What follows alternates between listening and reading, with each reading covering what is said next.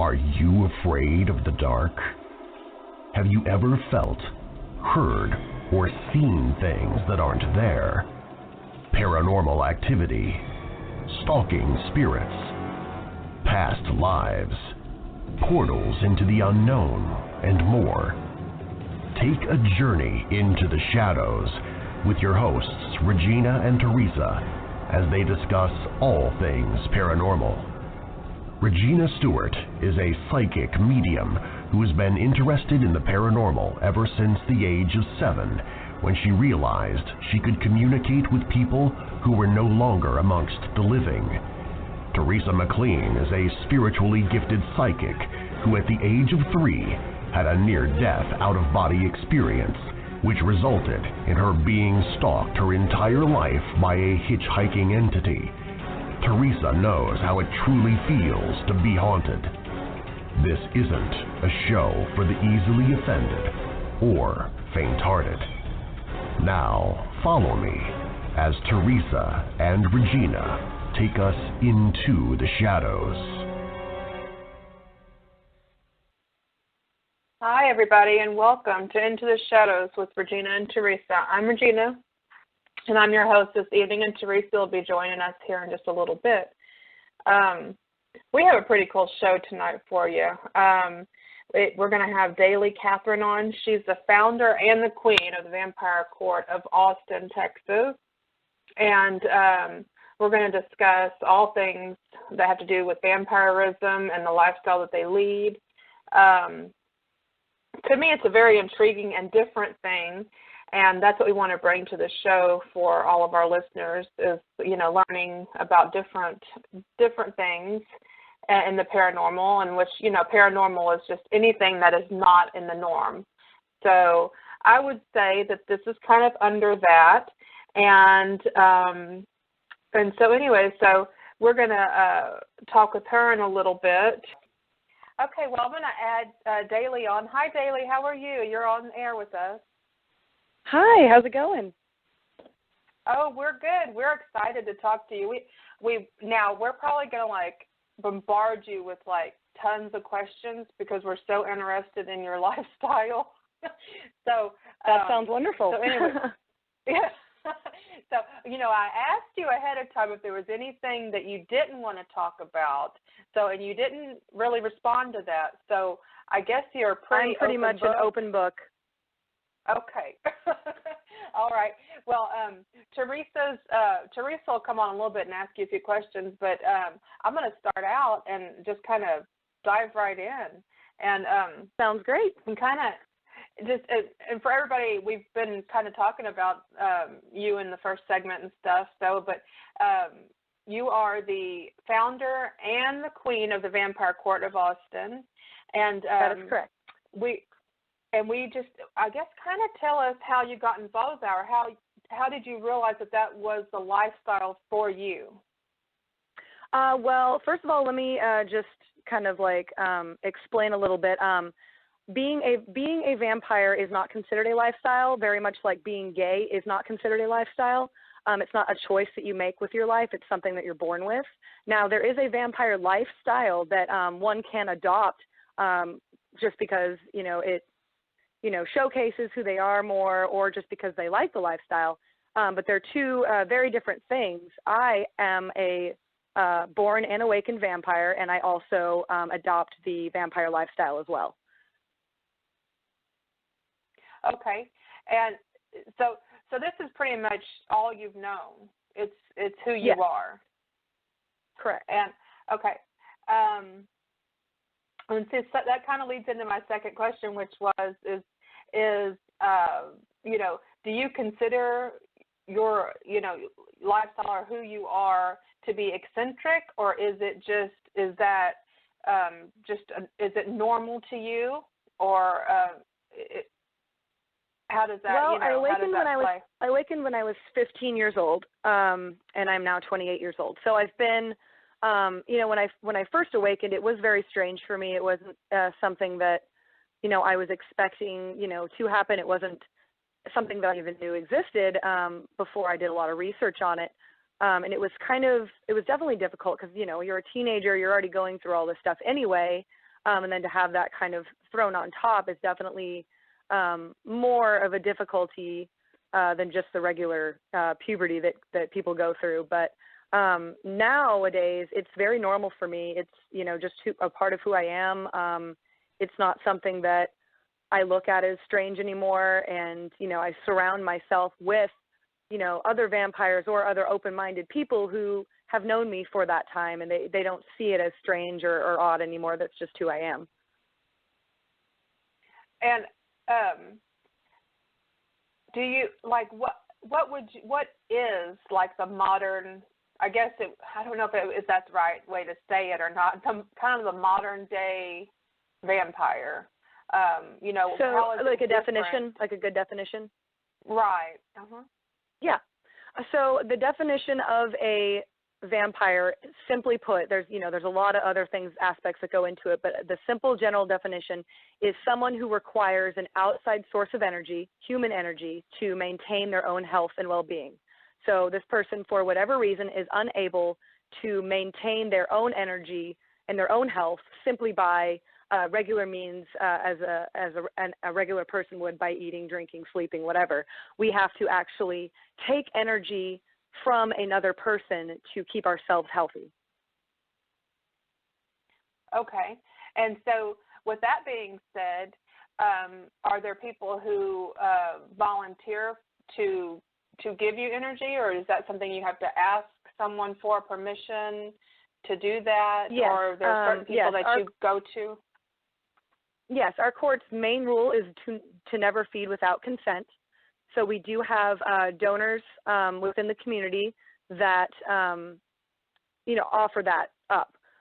So there's different ways that vampires feed. We have your, more commonly known by movies and stereotypes and books, the blood-drinking vampire, the sanguinary vampire. They require the energy that is in the physical aspect of blood. And that is probably the more taboo method of feeding, just because it can be very dangerous if you don't know your donor well, which is why we recommend and educate people on it as far as if you are a sanguinary vampire, if you do need to feed blood, that it's very important that your donor is tested at least every 6 months for any bloodborne illnesses, and that you know them very well, that you trust them, that they have no mental instabilities, and that they aren't taking any narcotics or any illegal substances. Right, and we are already getting questions from the chat room for you, so I'm going to kind of throw some of those out here. Someone wants to know if you're the people who, I guess the donor, if they actually, as you feed off of their energy, do they feel their energy dissipate, or how does that work? Yes, most commonly, it depends on the person, of course. Some people have a much higher energy spectrum than others, and so they may not notice as much. But most of the time, from my experience, when I've been feeding from a donor, they do notice it. They're either a little tired afterwards, or they feel just a little bit weaker. They need to replenish with a nap, or with, we always make sure we have fluids, standing by, Gatorades, things like that, to kind of make sure that they're feeling okay afterwards. And you never want to, take too much, obviously. You want to make sure that you're only taking what you need and little at a time. And that goes for, blood and psychic energy as well, not just, just pulling from them, which is why we, have the consent thing, because we don't want people to go out and, be taking without permission and causing people to feel sick. Mhm. And this is also from the chat room.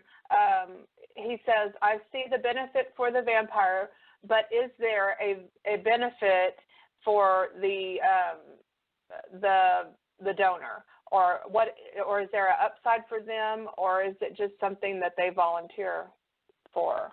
Again, that really depends on the person. I've had my current donor, Logan and I's donor, is our girlfriend. And, for that kind of a relationship, it can be very beneficial because it is a very intimate experience for both parties. They may find that they have more of a connection to their partners, a deeper bond, a more sexually satisfying relationship. So things like that. But if it's strictly a platonic donor-vampire relationship, then really the only aspect that they're obtaining is just knowing that they did something good for someone else. Okay. And you had kind of mentioned earlier that about the vampires that feed off of blood. Now, yours is strictly the energy, or do you ever feed off of blood, or or can you do our both? Court, yeah, I mean, you can definitely, our court, we recommend following and studying multiple paths, so that way you're not restricted to one feeding method. Now, there's always going to be that one method that you were awakened to. I actually awakened as a sanguinary vampire when I was 15. Since then, throughout the last 13 years, I've learned multiple methods of feeding so that, if my blood donor is unavailable, I have other methods of feeding to where I don't have to rely on that. Okay. Okay, so you kind of answered, well, the question was out of the chat. I can't even keep up with them daily. They're just pouring in. I mean, I'm trying to keep up with these questions here for you.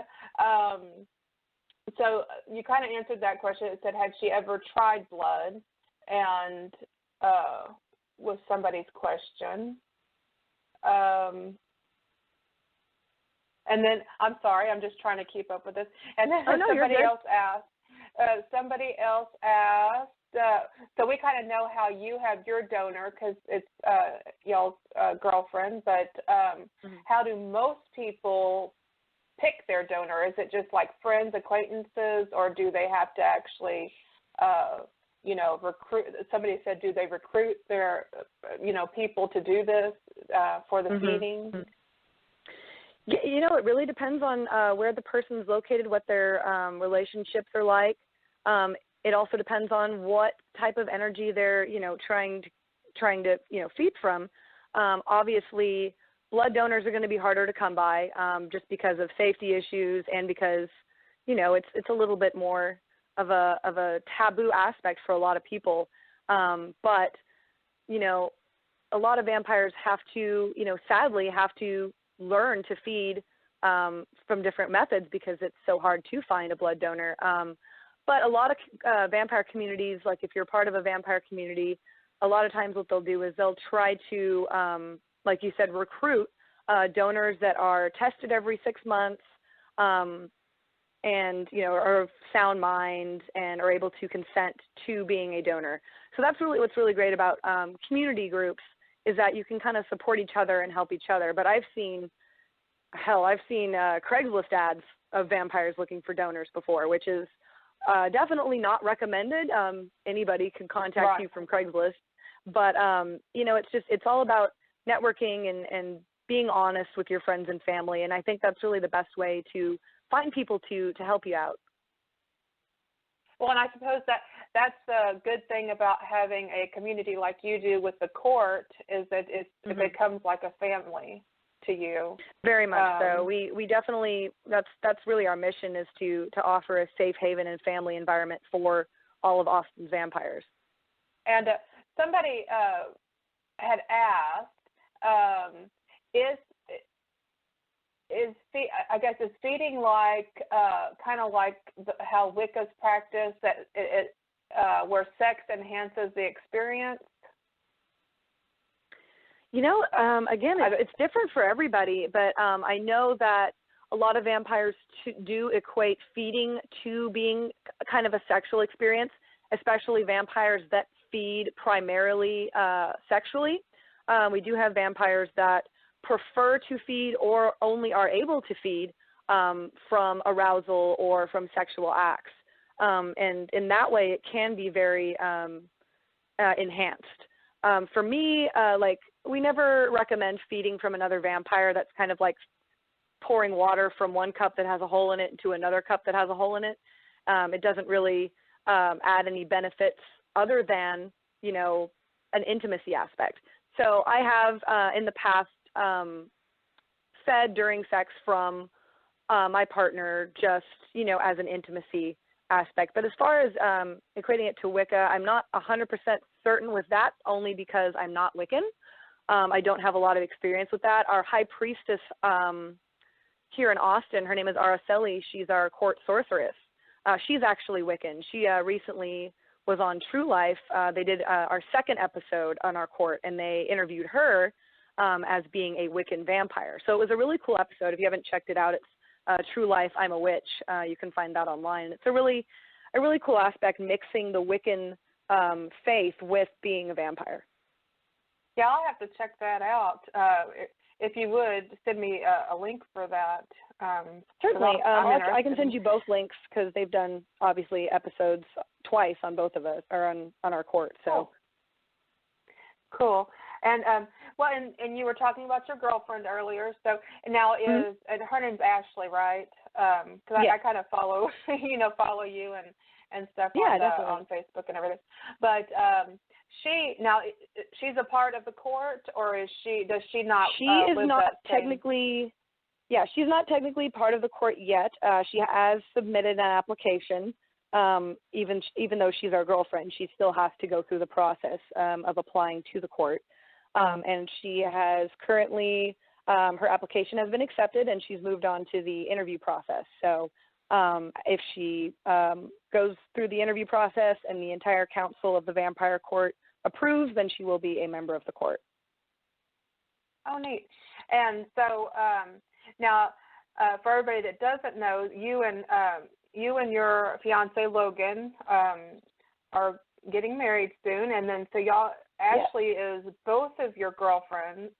She's the girlfriend to both y'all. And tell me if I'm right with this. Y'all live like a polyamorous lifestyle. That is correct. And can you give people kind of a definition of that and how that works? So Logan and I got together a little over 4 years ago. We have been in an open relationship the entire time, which means we are able to see other people without any jealousy issues. Originally it started out just sexually. Like if we saw someone else we were attracted to, we were welcome to do whatever as long as we were safe and as long as we were honest with each other. We then opened our relationship up to being a poly relationship, which means we can date other people as well. And we've always been a couple that likes to do everything together, and we met Ashley. It was at the last year's Vampire Ball is when we met her. And, we just started hanging out with her, and we both found that she was a really awesome and amazing person, and we both really liked her. So it was kind of a mutual understanding that, I've always been, bisexual for the longest time, and I've never dated another woman, though. I've only ever had casual encounters with other women. So it was a very new thing for me to date a woman as well. So it's been definitely a learning experience for both of us, and it's definitely strengthened our relationship. And that will continue after you're actually married. That will still be the relationship. Yes. I mean, it'll just be the three of. Okay, so you're kind of exclusive to just her now, the three of y'all. Or technically, no. Technically, we're still open and still poly. We don't, we haven't had a whole lot of casual encounters lately. Not to be too open about our sex life, but technically we are still open and still poly. So, in the unlikely event that we were to find someone else we enjoyed, that would be a discussion that we would have with all parties. But we don't actively go looking for other partners. It's just kind of something that if it happens, it happens. Right. Well, and then I also wanted to mention about your company, Dead South. Yes. And I wanted you to tell people a little bit about that and how they can get in contact with you for all the different. I mean, you do many things under Dead South. So I guess just give people a little idea of some of the things that you offer. Certainly. So our company is Dead South. It's deadsouth.co if you're wanting to look it up online. We also have multiple Facebook pages. So our biggest event we do every year is the Austin Vampire Ball. We usually have between 500 and 700 people that attend that every year from all over the world. We've been doing it for the last 4 years. It's been showcased on MTV twice, which was really cool. We also host monthly events as well. Our next big event is the Austin Vampire Carnival, and that is this month, at the end of this month, May 28th, and that's at Elysium. But we also offer a lot of other options as well, everything from personal shoppers. If you want someone to help you find an outfit for an upcoming event or something, we can send out our stylists to, you know, find something in your size that fits your style, something nice for an event. We've done weddings. We've done, you know, pretty much everything there is to do. I've done baby showers. And it's all, you know, we do all sorts of styles, but we definitely are more specific to the Gothic and alternative subculture. But it's, you know, it's a lot of fun, and I got my event planning certification about 2 years ago, and I've been doing events ever since, and it's, you know, it's so much fun. I absolutely love it. I started out doing weddings, and that was fun for a little while. I worked at a wedding venue here in Austin called Chapel del Cinea up in Driftwood for about a year, and that was a lot of fun. But then I just fell absolutely in love with the nightclub business and the bar business, and so I kind of switched over primarily to doing that. And where can people find you if they? I know you have a website, so what is the address for that? The website is deadsouth.co. We're also on Facebook. You can just type in Dead South. I mean, we have pretty much every aspect of our lives is on Facebook. You know, the Vampire Court of Austin has a Facebook. Logan's Fang Business has a Facebook, Dead South Fangs. You know, I have a fan page, Daley Catherine. I'm currently at my limit on Facebook as far as adding people, but my fan page, you can easily follow me on there, and I post all my important stuff there. But I mean, we're pretty easy to find on the internet. We've had a lot of people that have simply, like our wedding planner, we booked him and we went to meet with him, and he said, "Look, I'm not gonna lie, I Googled y'all before you came to meet me, and I'm very excited to work with you because I Googled you and saw all the stuff that you've done." So apparently we're pretty easy to track down online. Well, and you were talking earlier about like the vampire ball and the carnival and things like that. Do you have to be like a practicing vampire or living that lifestyle to attend these events? Oh, no, not at all. Those events are public. The only events that we have that are private are our court meetings and our court gatherings and things like that. But anything we have that's you know, out and about, out downtown, public events, Vampire Ball, Fangtasia, Carnival, things like that. Those are all public events that anyone can attend and just come hang out and enjoy the nightlife. Okay, and I have a couple of questions. You know, it's like it's almost like I don't know. Should I say it? Should I not say it? But I think I'm just going to ask you. And if you want. If you want to answer it, just answer it. If you don't, say pass. You know, call like just pass on that or whatever. But I have yet to encounter a question that I have not answered, so feel free. Hit me with your best shot. But okay, well, somebody says, at the risk of sounding like a religious freak, what is the benefit of marriage if you plan on continuing an open relationship afterwards?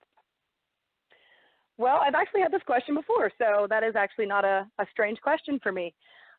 So our belief is that when you get married, it doesn't change who you are. And being polyamorous and open is who Logan and I are. And we've never asked each other to change for the other. We fell in love with each other because of who we are. We have no jealousy issues. We believe that jealousy equals insecurity, either insecurity with yourself or within the relationship. And it's completely natural to be attracted to other people. And that's not something that we shy away from. We're very honest and open with each other.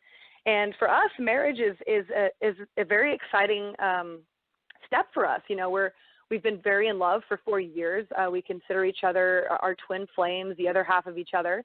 And he and I will always have a relationship that is very different from any relationship that we have with anyone else. Our relationship is ours, and it's you know, very important and primary to our lives. And getting married is, you know, not something that's going to change us. I don't think marriage should change who you are as a person. I think it should be something that you celebrate with someone because of who you are. because you found someone who accepts you for who you are, not because you found someone that you're going to get married to and then change them into who you want to be. So for us, getting married is just the big step to saying that I'm going to be with you forever. It's not just a legally binding piece of paper. It's, I promise to be with you forever, no matter what. I accept you fully for who you are. You accept me fully for who I am, and I would never ask you to change that. Well, and, so many people, I guess, equate marriage with being Christian. I don't know exactly how that people that's just how they think. Mm-hmm. I don't even know how. Yeah, it's the way people are raised. It's fine. It's, everyone's welcome to their opinions and welcome to, have their own way of life. Marriage has been around for centuries. It's not something that was created, just for one religion. People of all religions get married, especially with being a vampire. A lot of people think that vampirism is a religion when in fact that's not the case at all. We have vampires who are Christian. We have vampires who are pagan. We have vampires who are atheist. We have Buddhist vampires, Catholic vampires. There isn't a set religion for who we are. We just are who we are, and we accept each other for that. Now, with that being said, do you classify yourself under any kind of religion or? I consider myself spiritual. I was raised Christian, so I'm very familiar with the religion itself. My mother is Christian. My father is atheist. And so I was raised to, I was put through Christian school until 8th grade, and then I went to public school for high school. So I'm very, I guess I could say very familiar with the values that Christianity holds, and I'm very respectful of that. I'm definitely not in agreement with a lot of the closed-minded, judgmental, anti-gay and anti-anything that makes anybody different kind of thing. But luckily, my mother's very accepting. She's a very accepting Christian woman. She accepts me for who I am, loves me for who I am, doesn't try to change me. And through who I am and my awakening as a vampire and taking her out into my world, she's become a lot more accepting in the past few years, just because she's gotten to experience something different. So for me, I consider myself spiritual. I believe in the possibility of everything. I don't believe that there is one exact thing that is correct. I think it's impossible for any of us to know 100% what the universe holds for us. But I do pray. I do pray for others. I do believe in sending positive energy into the universe for a specific person, whether that's whether a deity is hearing it or just the universe is hearing it. It's just something that I take to be a more spiritual path of life. Harm none, no judgment, live and let live kind of aspect. Well, yeah. Well, I'm being bombarded with these questions, and you know what? We only have 30 minutes left, so I've got to get Teresa on because I know she has tons of questions for you, and then the questions. Certainly, and you can always send me any questions that don't get answered. You can always send them to me in like a message or an email. I'll answer them and send them back to you, and you can post them. Oh, cool! Yeah, because we'll probably have a lot of feedback on the show and people, like you said, asking more questions even after, and or the questions that we don't get to, we can post, and we could even post them on our site, right? With the question and answer. So let me add Teresa back on, and she's going to ask you some questions, and then I'll come back on in just a little while, but because I'm sure the questions are just going to keep on rolling in. So Teresa, are you there? Sounds good. Yeah, I am. Hi, Daley. How are you doing? Hi, Teresa. I'm great. How are you? I'm doing great. And I'm sitting in the chat room talk. We had a lot of different questions, and one of them specifically was the difference in the lifestyle you're talking about when you say the vampire lifestyle. And hopefully you won't take offense at this, but is that like a goth vampire lifestyle? It is very similar to the goth lifestyle. A lot of people might confuse it for such. So for vampires, or for people who enjoy the vampire lifestyle, you'll find a lot of them enjoy wearing the Victorian, very classic black, red garments, maybe contacts and fangs, things like that. They may listen to, very old goth romantic music, things like that. A lot of people, the lifestyle is considered, like I said, it's different from being a vampire. You can be a vampire and not choose the vampire lifestyle, just be an average Joe walking down the street in your T-shirt and jeans, going to your day job and still be a vampire. But there are people like myself and my fiance who have been able to adopt the vampire lifestyle as well, and in which we sleep during the day, we wake up around 6 o'clock in the evening. We do enjoy wearing the contacts and the fangs. He is a fang smith, so he makes custom special effects fangs. So I do wear those pretty commonly because he makes those for me. And we enjoy the long jackets and the Victorian attire as well, the ball gowns and things like that. So that's really more the vampire lifestyle. A lot of people would, who are kind of on the outside that aren't experienced with it might consider it goth. And it is kind of a, what am I trying to say, like a category of the gothic style itself.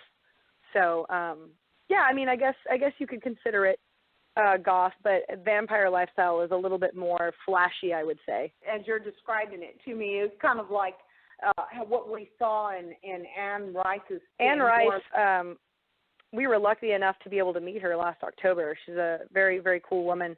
But we've always said that Anne Rice's Vampire Chronicles definitely kind of opened a door for the vampire style, the clothing style, and the way that the vampire lifestyle kind of came into being. There's been vampire lifestyle has been around for way longer than Anne Rice, but I think she kind of opened the door to that very classy elegance that a lot of vampires adopt. You brought up the teeth thing, and I do have to say that one year that was my costume, and I actually wanted the teeth, and I found some that felt like that and were like that. But when I put them in my mouth, I could not eat anything at the party. Is that the ones that you're talking about that he creates for you? Can you actually eat? They are completely customized to your teeth. They fit your teeth and your teeth only. They're the exact same color, and they fit comfortable to where you can close your mouth, you can speak. They're very comfortable. We do recommend that you don't eat with them in, just because if you bite down a certain way, you might dull, chip, or crack them, and you wouldn't want to do that, or accidentally swallow one. So it's not recommended to eat with them in. I know a lot of vampires or people that own fangs can eat soft things with them in very carefully, but it's definitely not something we recommend. But you can drink easily. You can speak without a lisp with them in. They're easy, snap in and out. You don't have to use any adhesive or anything. So that's kind of the cool thing about them. Cool. Now I'm going to go back to the Anne Rice thing. I'm a big fan of vampire movies from a long time ago. When you actually saw the women with the long hair and the white flowing nightgowns as she's running through the graveyard. I used to be way more goth than I am now. When I first awakened, I really adopted that vampire lifestyle because I was so new to it and I was so excited about it. I didn't really know what it entailed. I just knew that I was different and that it was exciting for me. 13 years later, I've been a vampire for 13 years. I've come into my own more and, realized that being a vampire doesn't necessarily define who I am and that I can have my own style. I know that we're definitely more attracted to the large jewelry and the very outlandish, flashy attire. We kind of adopted the term glampire. We actually had people utilize it as a way to try and offend us. We have certain people in the vampire community that don't believe that vampires should adopt the vampire lifestyle because it gives vampires an incorrect view for society. But we believe that, if you want to dress a certain way, just be yourself. But we actually had people calling us glampires as a method of trying to upset us. And we were like, that's actually a really cool term, like glamorous vampire. Who doesn't want to be a glamorous vampire? So we kind of adopted that term for ourselves, started calling ourselves glampire. And, that's kind of the style that we have taken on. We like to dress very glamorously, but very, very dark, a very kind of a gothic glam look. Anne Rice did it, and then they did a different turn on it when you talked about Twilight when it came out.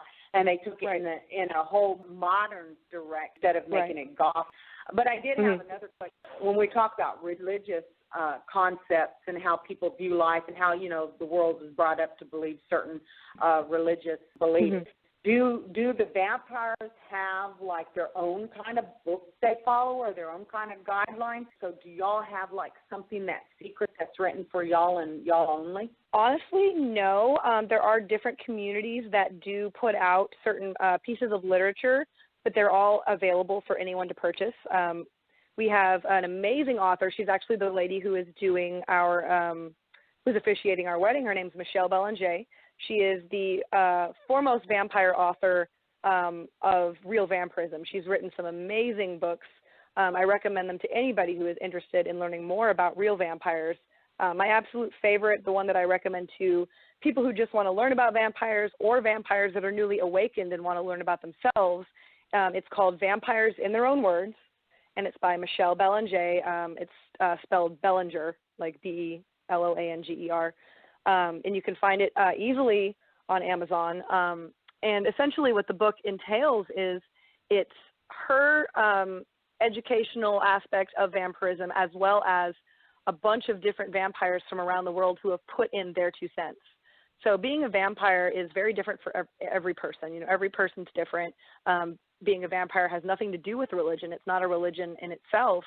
It's, something that you are born with and then awaken to later in life. So a lot of vampires, we have a lot of different religions within the vampire community. Like I said earlier, I know vampires that are Christians. I know vampires that are Catholics. I know vampires that are atheists, Buddhists, pagan, Wiccan. I mean, the list just goes on. There's no set religion for vampires. But we do definitely have a lot of educational literature out there that's fairly easy to find and get a hold of if you know where to look. In the chat room, as they're going on, they're asking these questions. They want to know what your favorite rendition are on screen, or which one is closest to reality for I would definitely go with your thing there and say Anne Rice. I mean, obviously we don't burst into flames in the sunlight and go around killing people, or at least we shouldn't.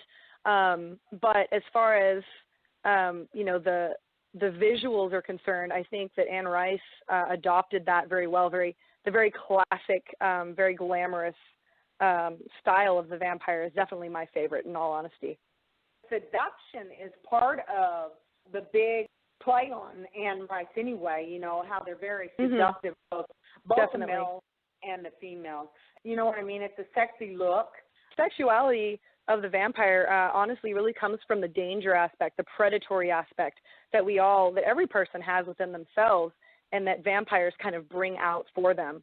And as vampires, even real vampires, there is that predatory aspect. We do have to feed from a living human being, to be able to sustain ourselves. So taking something inside ourselves from another person, it is a very intimate aspect. And I think that's where a lot of the sexuality comes from, is that, intimacy of taking a piece of someone else into yourself. From the spiritual side, psychics and spirits will drain your energy from you, and sometimes that make you ill. So when you're getting a host, they're giving you their energy. How do you interview for that? Do they fill out an application? How do you get them to agree to become your host? Well, it really depends on the person. Like for Logan and I, our donor is our girlfriend. So, that was not really something that she applied for so much as we just began a relationship with her. And, that just kind of went from there. We got to know her. She gets tested regularly.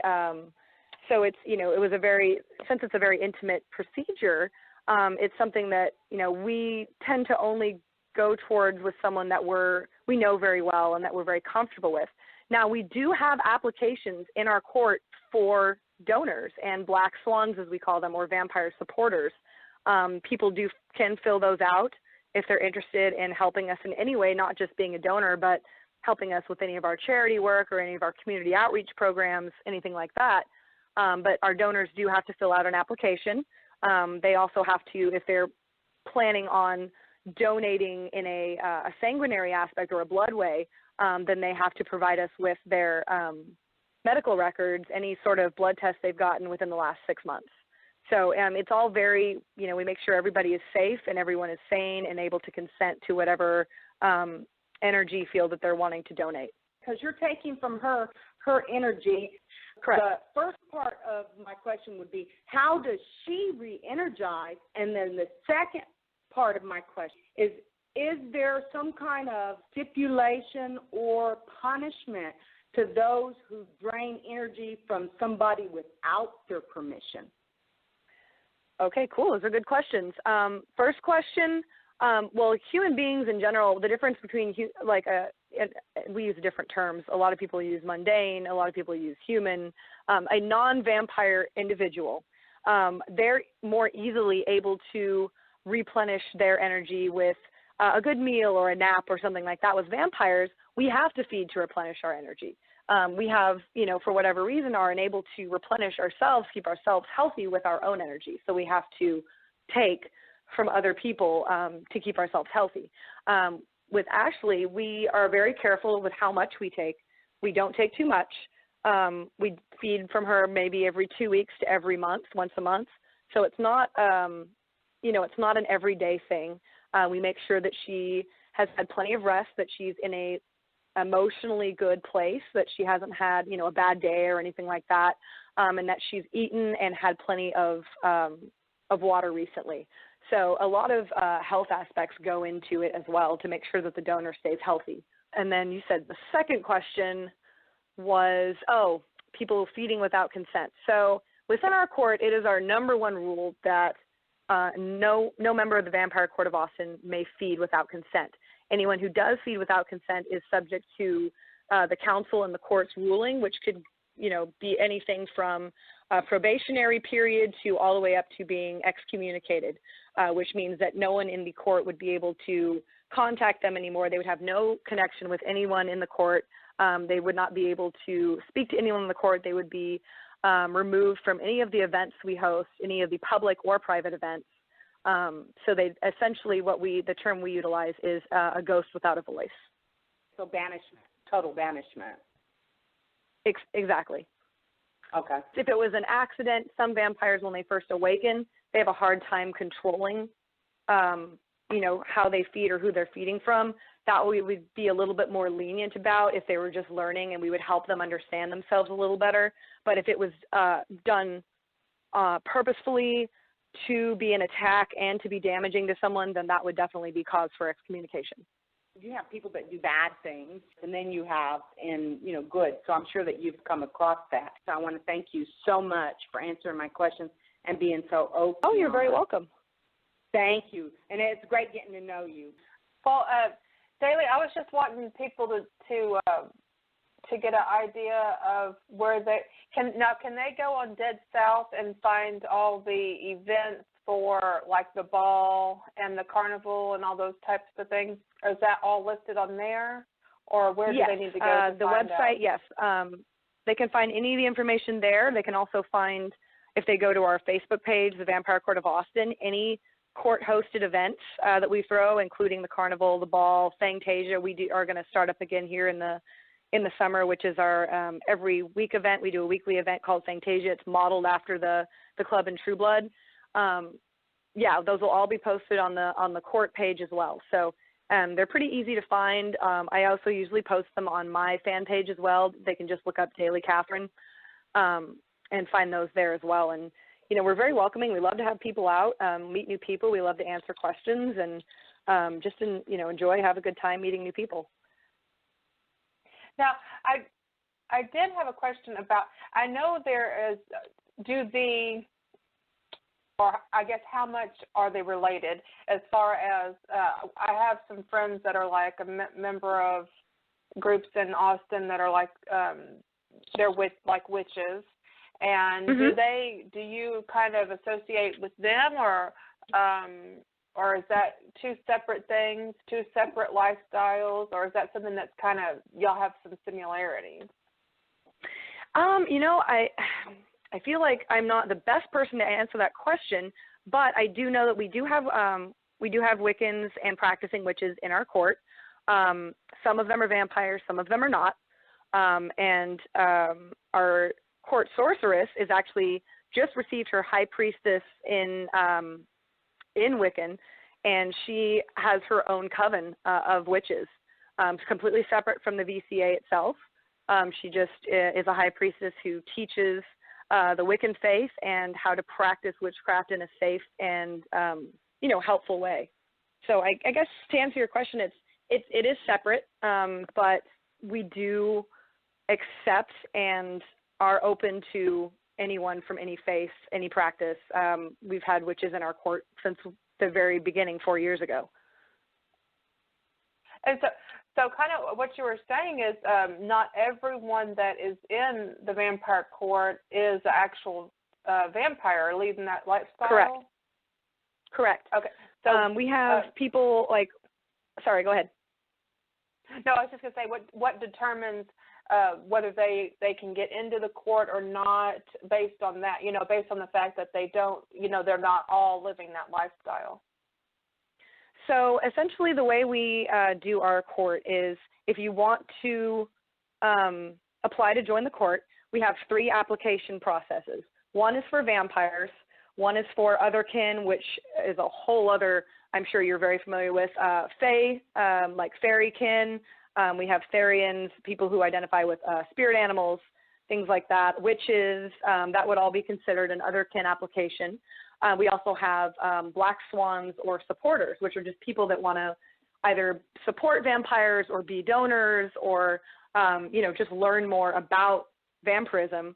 So we have those 3 separate applications that we send with, they have different questions on them pertaining to each person.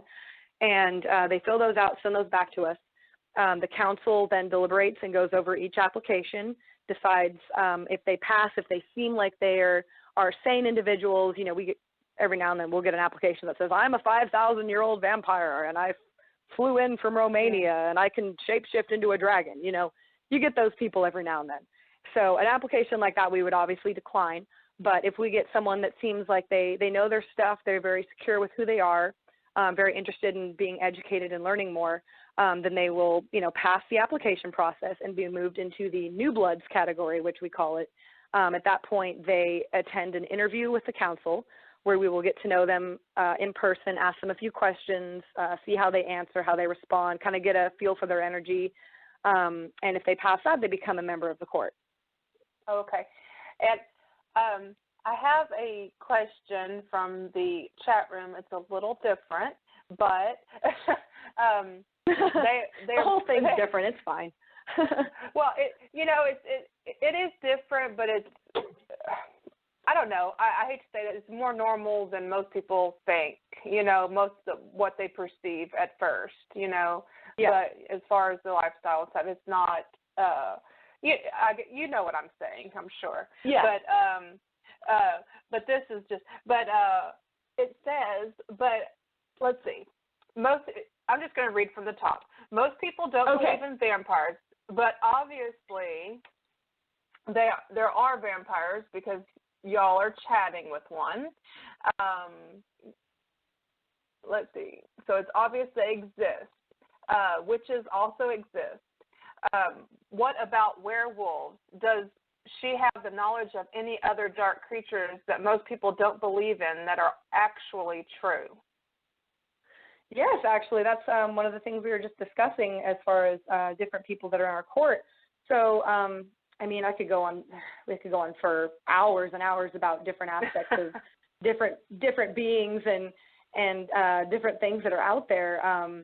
But, and I can't say that I am, experienced with a whole lot of things because I only know what I am myself. And I know, we have a few people in our court that do identify as, I guess the term would be a werewolf or, things like that. Essentially, someone who would be considered a werewolf in the true aspect of the term is someone who is very connected to an animal spirit. Either they believe that they share a body with an animal spirit or, as far as spirit animals are concerned, things like that, to where they don't physically transform into an animal, but mentally and spiritually they are able to take on that predatory aspect of the animal and have that connection with the animal. So that would be more considered the real true life werewolf as opposed to the movie version that you would see turning into a dog. You also have people that consider themselves faekin or fairy. A lot of the time they originate from Scottish or Irish traditions. So they're usually more than often Scottish, Irish, or Norwegian ethnicities. And, that's a very magical term. A lot of them do practice magic, Wiccan, pagan, things like that. They're very nature-oriented. I've known of many fae in my time, and they're usually very I actually lived with one in our old house. It was very interesting. We'd walk outside, and there would be dozens of bunnies just in our yard because of this fairy that we lived with. They're very attuned to nature, and animals can sense that energy about them. So a lot of times, that kind of thing manifests itself in the physical with things like animals and nature and things like that. Well, I have two more questions from the chat room, and then we are like running out of time. We have 5 minutes left. The show went by so quick. Well, let's answer them quickly then. Okay. So the kind of the second part to that question that we just had was, since they are spirit animals. I just lost it. Oh my gosh, where did it go? Okay. Do vampires have a rivalry with any other spiritual or supernatural group, or is that just something that's depicted like in the movies? Absolutely not. There is absolutely no rivalry going on, no war, no negativity. If anything negative or anything ever happens, it has to do with the individual, not with the group. We are very open to absolutely every person who is open and loving, and we do a lot of work for the community. We work with a lot of charity organizations, so anybody who is open and loving and positive, we're going to have no problems with. It's when people try to start drama that we have a problem with. But like I said, we have wolves in our court, we have fae in our court, we have witches in our court. We don't discriminate. We offer education for those who are interested. Right. Well, and the last question was going back to being having a poly relationship. Do all vampires have to live a poly life, or is that just a choice on an individual basis? That's just the individual basis. We've got friends that are absolutely 100% monogamous, married with kids, the whole thing. We've got people that are single and live a very open sexual lifestyle. We've got people that are poly. We've got people that are married to multiple people. We've got all sorts of different individuals in the community and our court. Being a vampire has nothing to do with your relationship aspect or your religion or how you see life. It's just, a part of who you are. And if you're a monogamous person, then be a monogamous person. As long as you're happy and open and honest with yourself and your partner, then there's really no difference in it for me. Well, I think we have so many questions that are just pouring in. So we're either gonna have to do what we said earlier and get those questions answered for the people, or we're going to have to do another show at a later date, because people are just very interested and intrigued with vampirism, and I think this has given people an idea of the fact that that lifestyle is not as strange and different as they thought before they heard this show. They assumed it was, yeah. Well, yeah, definitely. I mean, people are always welcome to message me with questions, or you guys can send me the list and I'll send it to you, or we can set up another date, either one or all three. But like I said, I definitely recommend checking out Michelle Bell and Jay's work for anyone who wants to purchase a book on the subject and read at their own, at their own pace. Vampires in Their Own Words is the best one on the subject, in my opinion. Okay. Yeah. Well, and I think she's on my Facebook, but I don't have any of her books, so I may be checking into that. And I just wanted to thank you for being on and being so open and honest about with everything. And I definitely want to set up another date to have you back on, maybe later in the summer. I know we're booked up. We're actually booked up through August already for our shows, but but I would love to have you back on and discuss things, and I will definitely put the questions out there and then get you to answer them, and we'll post them either on our page or even talk about it on a later show. And sounds great. But I just want to thank you again, and we'll talk to you soon. Sounds great. Thank you so much for your time. Bye. All right. Talk to you soon. Bye-bye. Well, that completes our show, and thank you for everybody for joining us. So until then, blessings to all. Have a good night. Into the Shadows with Regina and Teresa airs every other Wednesday night at 8 p.m. Eastern Standard Time, 7 p.m. Central. Join them as they unravel the mysteries of the paranormal and discover who or what is lurking in the darkness.